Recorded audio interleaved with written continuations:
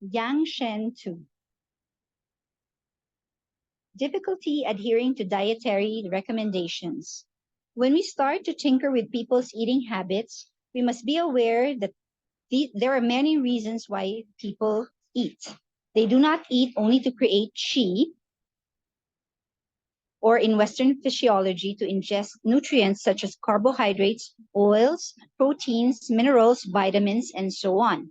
We mainly eat for a whole host of other reasons, most of these being psycho-emotional reasons, like habit, social interaction with friends and family, traditions, culture, pleasure, business meetings, social gatherings, desire, our cravings, boredom, comfort, security, reward, procrastination, curiosity, fashion and fads, beliefs, therapy, and patterns of imbalance such as stomach fire.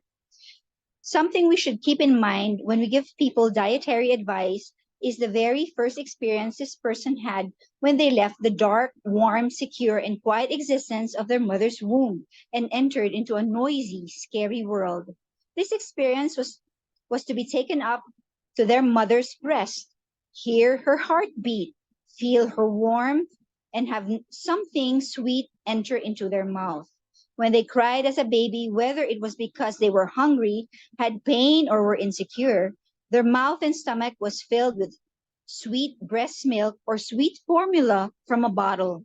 In this way, a connection was formed between the consumption of something sweet and comfort and security at a time when their psyche was in the process of being formed.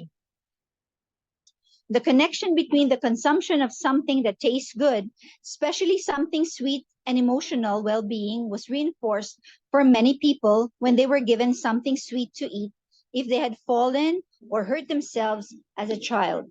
A person may also have been rewarded with something sweet when they had excelled themselves or been good. Christmas, birthdays, and other celebrations were often social gatherings that were associated with happy memories, but also subconsciously with the consumption of something sweet.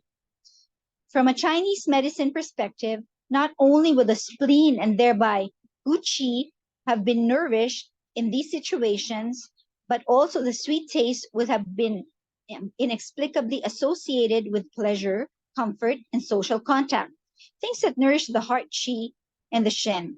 It is therefore no wonder that many people comfort eat, especially cakes, sweets, and chocolate when they are sad or insecure, feel challenged, or are just bored.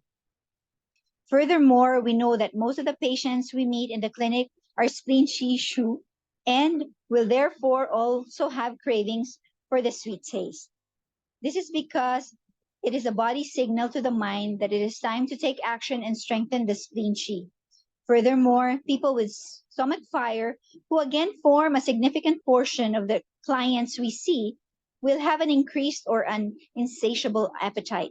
All these factors can make it difficult for the person to control their dietary intake in a reasonable and appropriate manner. Conflicting advice. Another problem we have to deal with is that our advice may be in conflict not only with the advice given to the patient by their Western medical doctor, but also with the advice they have received from other practitioners of complementary medicine. Some clients are used to our perception for what is healthy being at odds with the views of Western medicine.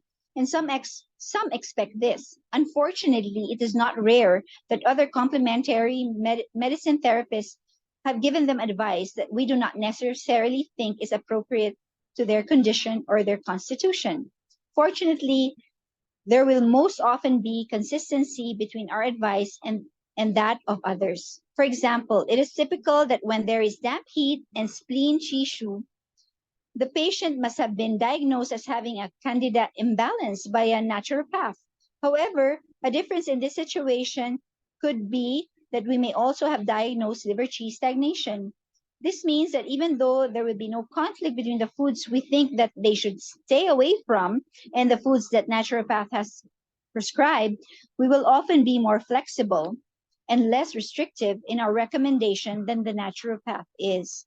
This is because we don't want to create frustration and irritation in the patient by giving them too many rules and restrictions.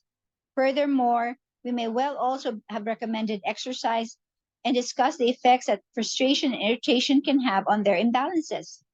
Where we often come into conflict with the advice and opinions of both Western and complementary medicine practitioners is with regard to how much water a person should drink and the use of ice when there is a physical injury.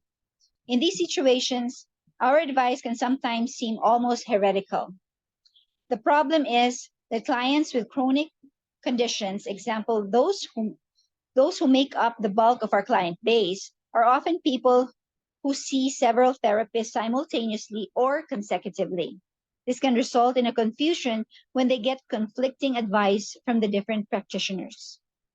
The only things we can do are to try to one, find a common denominator in the advice that they have been given and our advice. Two, be convincing in our explanation of how we comprehend their body physiology, pathology, and etiology factors. Thank you for your attention.